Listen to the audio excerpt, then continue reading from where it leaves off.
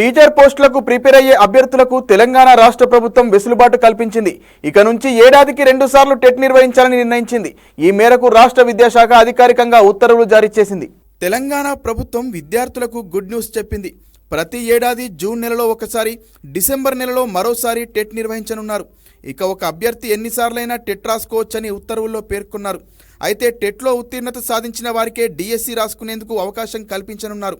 TET మార్కులను డిఎస్సిలో weightage ఇవ్వనున్నారు.